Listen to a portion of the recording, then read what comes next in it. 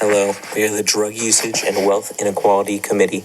Today we come to you regarding a bill that will help reduce the impact of illicit drug on socioeconomic status.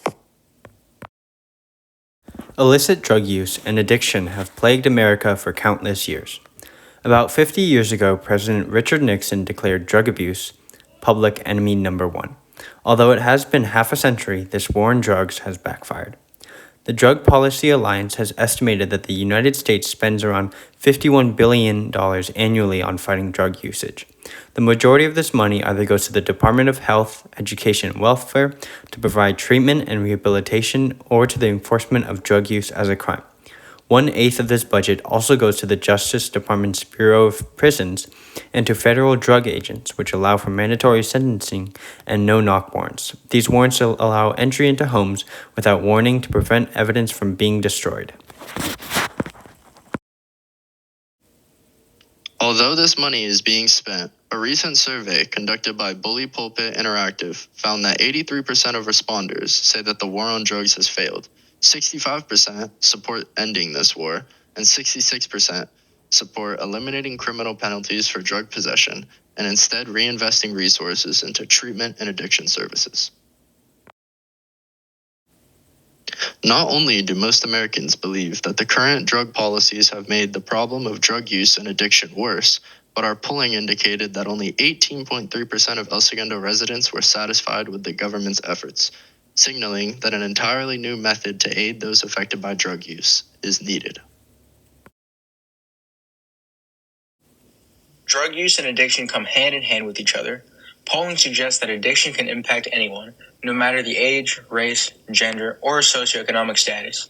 However, substance and drug abuse has over the years increased to affect more low-income Americans. Results from our poll have shown that financial struggles among low-income Americans often result from substance abuse when a person spends their money trying to maintain their addiction. The need to maintain one's addiction forces them to pay for drugs rather than living necessities such as food, clothing, and shelter. Although addiction does not discriminate based on socioeconomic status, those with less stable income are more likely to have an addiction. Being addicted to drugs raises the chances of losing more of your money as the cost to maintain this addiction increases as time passes. For example, a person with a light drug addiction may use drugs 2 or 3 times a week. However, as their dependency rises, this may even double or triple, easily costing half a person's income at the poverty level. Eventually, after this vicious cycle, it becomes nearly impossible to move upward economically. Conclusively, constantly feeding one's addiction takes away from the ability to pay for car, health, and life insurance, the ability to focus on one's job and show up at work, pay for legal bills, and even medical costs. This may result in a snowball effect, especially on low-income Americans with a refusal to pay bills to cover that cost of addiction, resulting in a bad credit, missed payments, and overwhelming debt. Further, the overwhelming cost of rehabilitation and aid has further deterred many from seeking help. The war on drugs has subjected millions to criminalization, incarceration, and lifelong criminal records, disrupting or altogether eliminating their access to adequate resources and support to live healthy lives. Over these past 50 years, drug war logic has become extremely embedded into key systems, such as employment, education, and housing. Rather than supporting the health and well-being of individuals, families, or communities, the drug war has exacerbated harm through practices of drug testing, zero-tolerance policies, and coerced treatment. Since drug use is widely regarded as a crime, many who suffer from abuse and the inability to access help are often subject to incarceration. As a result, a cycle appears. People who use drugs as an escape from the stress of life often become addicted. They then spend money to continue this addiction, which eventually results in them never being able to break out of poverty or move upward economically. Without the ability to afford treatment, many then face incarceration. By going through incarceration, it places a label of being a criminal, which reduces the ability to find a job, buy a house, and acquire the basic necessities of life.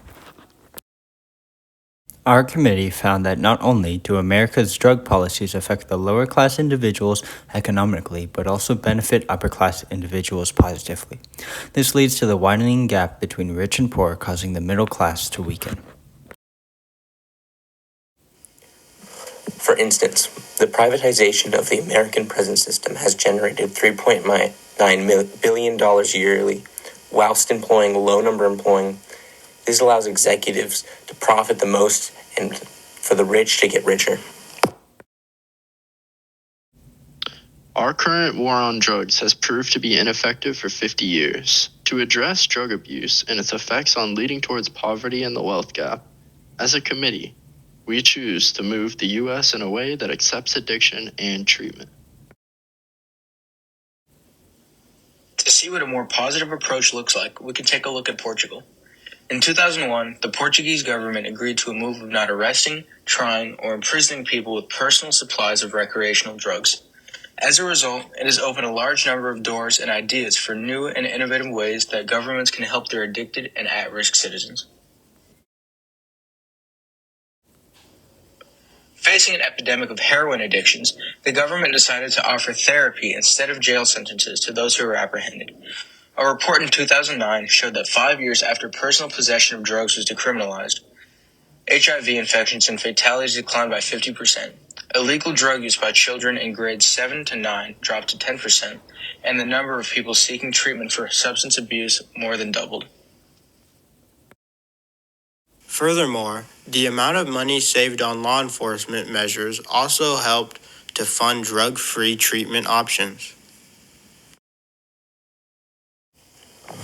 Firstly, to decrease the aforementioned income inequality brought forward by drug users, we recommend the immediate and decisive decriminalization of small drug possession. To do this, we recommend a executive order directing Congress to get a bill on the table that personal drug use should not be treated as a criminal or immoral issue, but as a public health and social issue. Rather than throw drug users in jail, this process will encourage addicts to seek treatment or face penalties such as fines. Furthermore, this is not the complete decriminalization of drugs. If found with an exceeding amount specified for personal use, then the person may be charged and tried as a drug trafficker. Otherwise, they will be asked for an interview by a psychologist, or social worker to aid in recovery. In terms of addicts themselves, this policy would be nothing but beneficial, as seen by already existing results in Portugal. While the social climate is significantly different from that of the US, the sharp drop in reoffending drug users from the original study would, in a similar plan, also have a large positive impact in fighting our epidemic, especially in urban areas with people of low socioeconomic status.